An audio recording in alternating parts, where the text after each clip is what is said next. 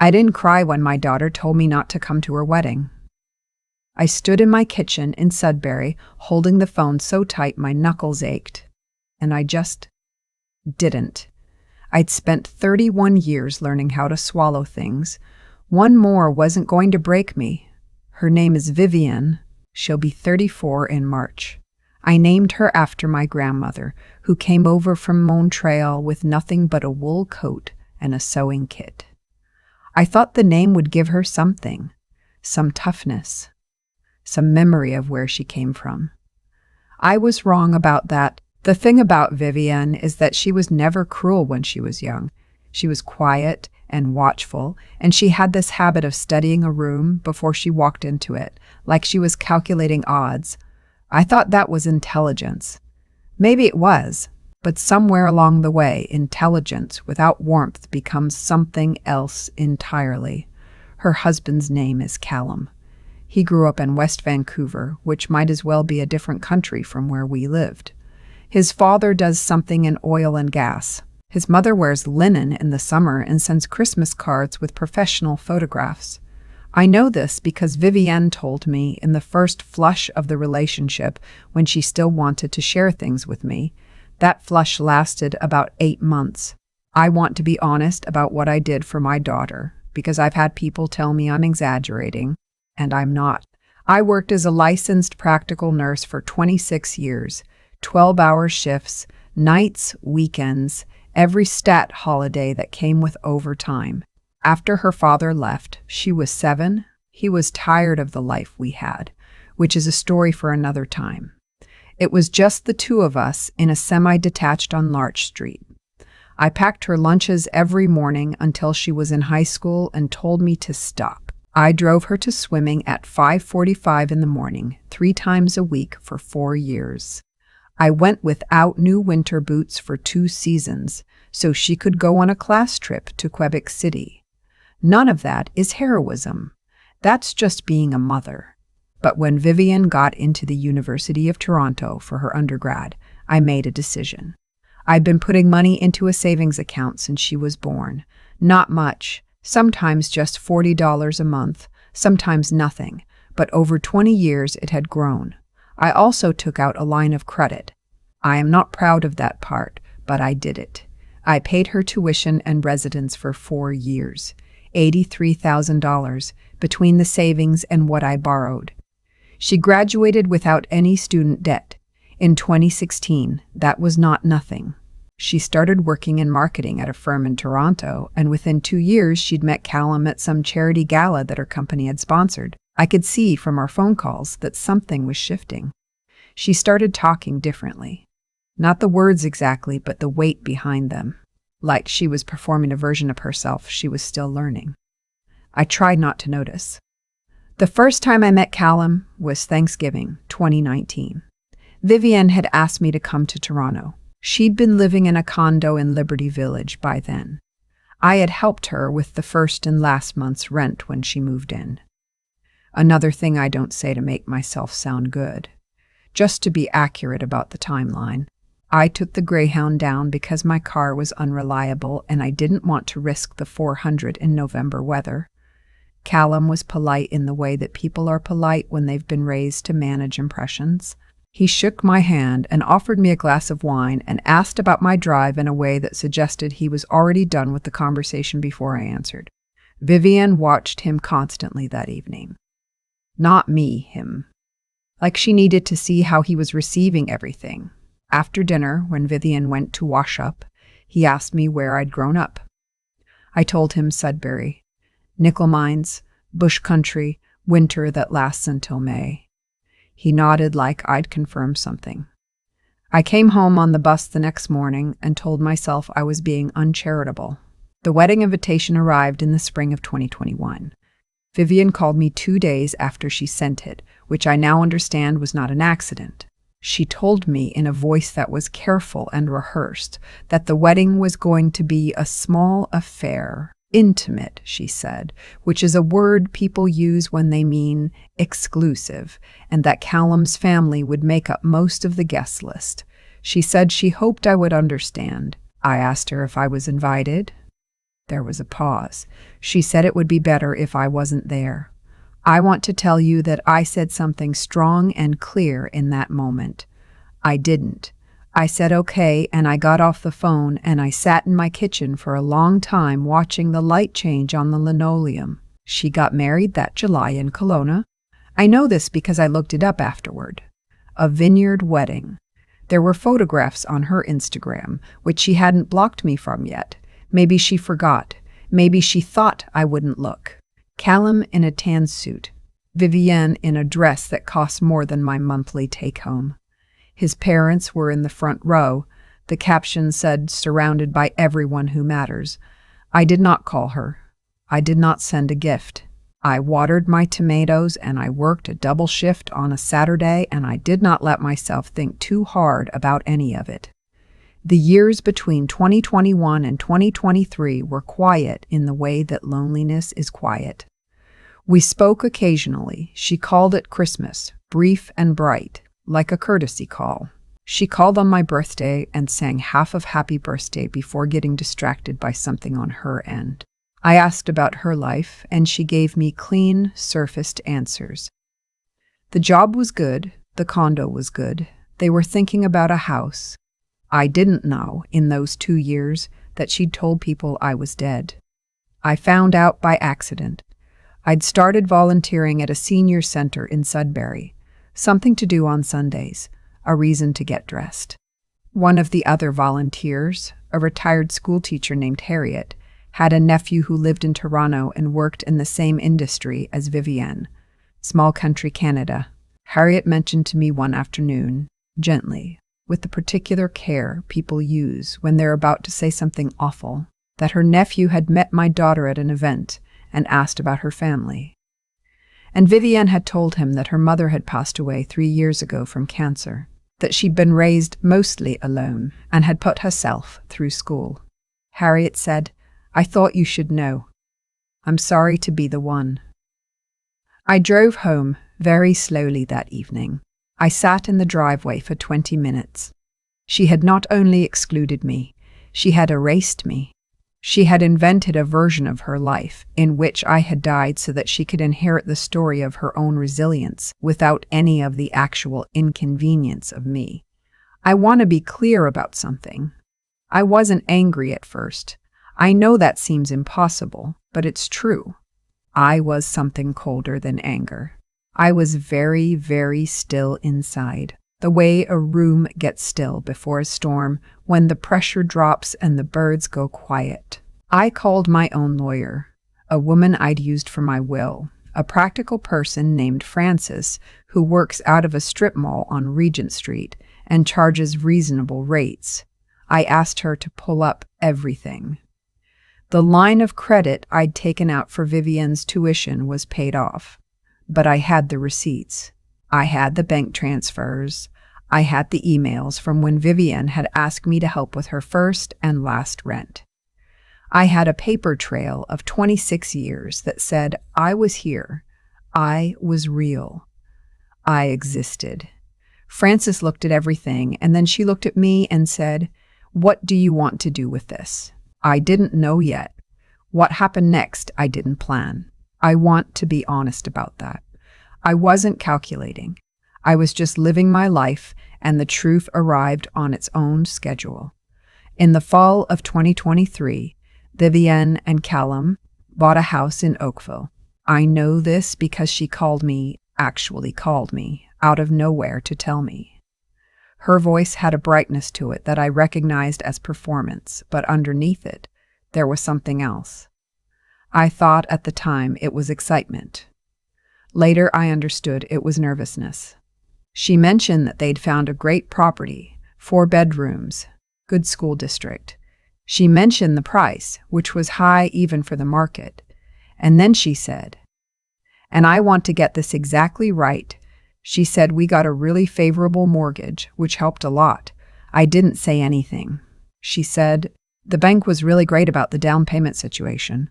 I didn't understand in that moment what she was telling me. Or maybe I did, and I needed time for my brain to catch up to my gut.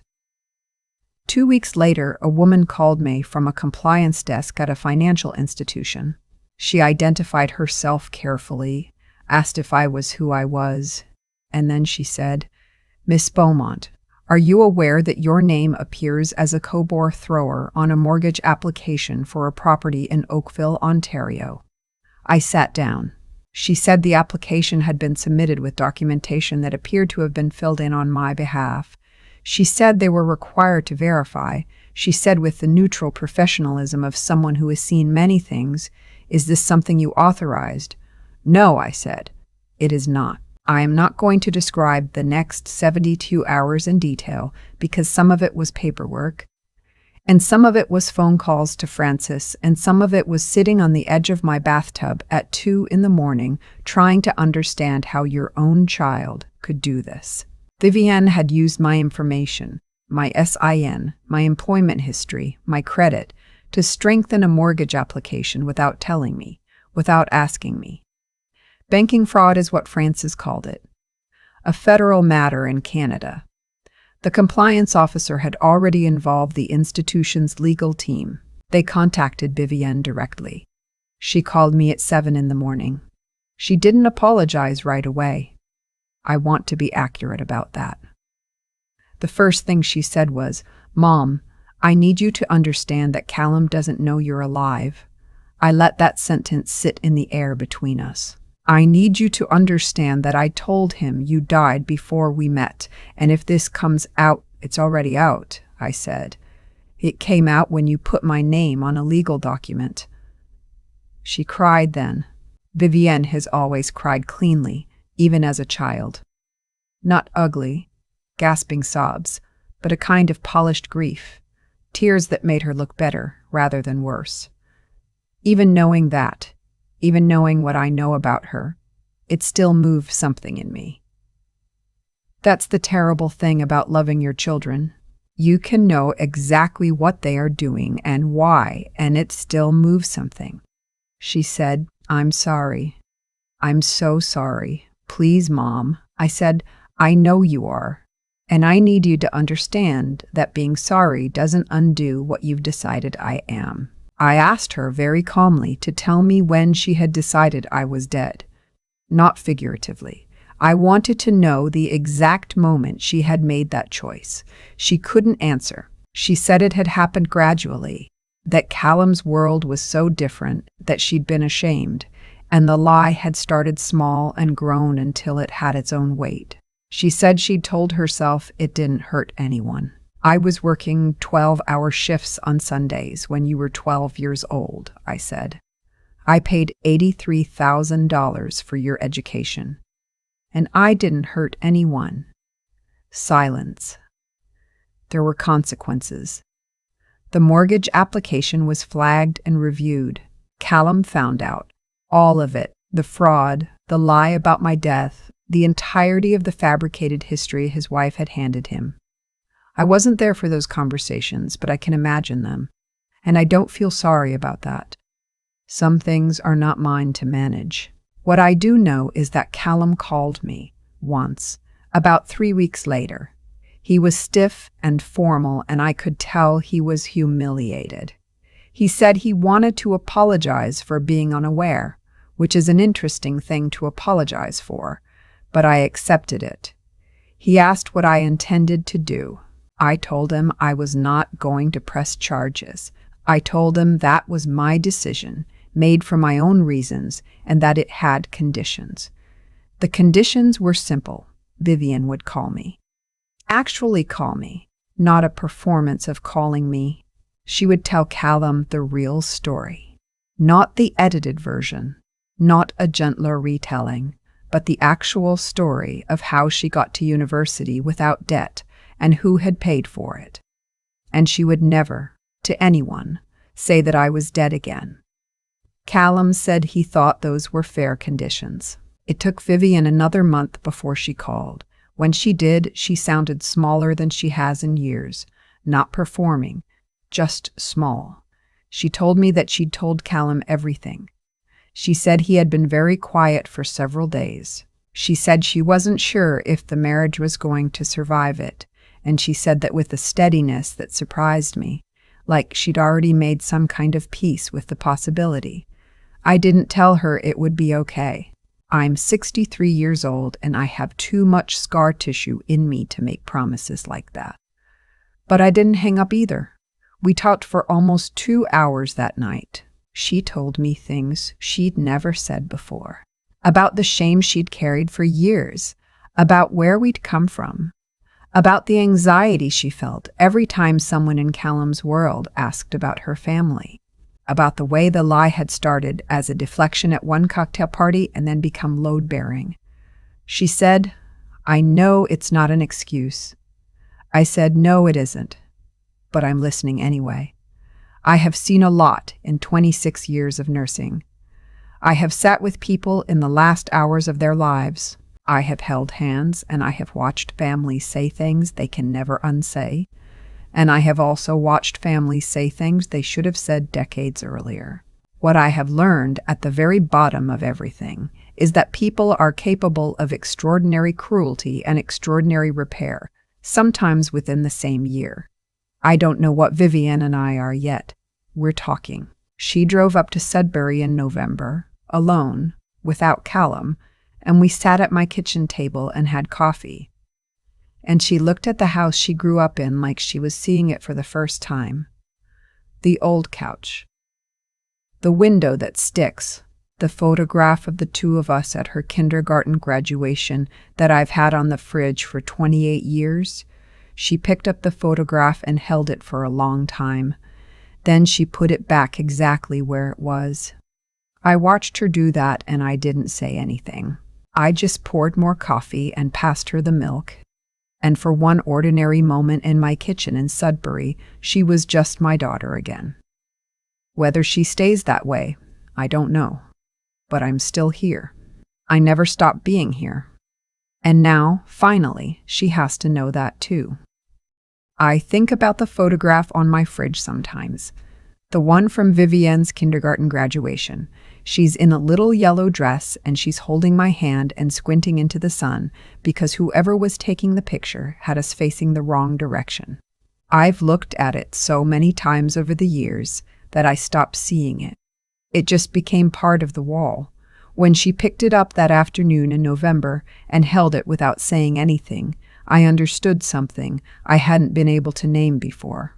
The choices we make about who we're willing to be, those choices have weight, they accumulate, and eventually they become the only true record of a life. Vivienne is intelligent. She always was. She knew how to read a room at 6 years old. She built a career. She learned the language of a world that wasn't the one she grew up in. She adapted in ways I genuinely admire. But intelligence without honesty is just a more sophisticated way of getting lost. It took her until her mid-30s to understand that the story she'd constructed, the polished parentless version of herself, wasn't strength. It was a kind of cowardice dressed up as ambition. Real intelligence, the kind that actually holds a life together, knows the difference between reinventing yourself and destroying the people who made you possible. What I had to learn, and it took me longer than I'd like to admit, was that endurance alone is not enough either. I endured for years. I swallowed things. I worked my shifts, and I watered my tomatoes, and I told myself I was being patient, when really I was just waiting for someone to come back and tell me I mattered. That's not strength. That's just postponed pain with good posture. The stronger thing, the harder thing, was to stop waiting and to act, to call Francis, to tell the truth to the compliance officer, to say clearly, "No, I did not authorize this," to hold the line not out of revenge, but out of a simple commitment to what was real. I've thought about what I would tell a younger version of myself, back on Larch Street with a 7-year-old and a line of credit and the absolute certainty that sacrifice would be recognized eventually. I think I would say, do the right thing, but keep your paperwork. Love your children without conditions, but do not confuse unconditional love with invisibility. You are allowed to exist. You are allowed to have a name on a document. You are allowed to be alive. The thing about cause and consequence is that it doesn't punish people. Not exactly. It just reveals them. Vivienne's choices revealed her, to Callum, to herself, to me. And my choices, the ones I made when the compliance officer called, revealed something too. That I hadn't spent 26 years doing hard things only to disappear quietly at the end. She put the photograph back exactly where it was. I don't know what that means yet, but I'm still here to find out.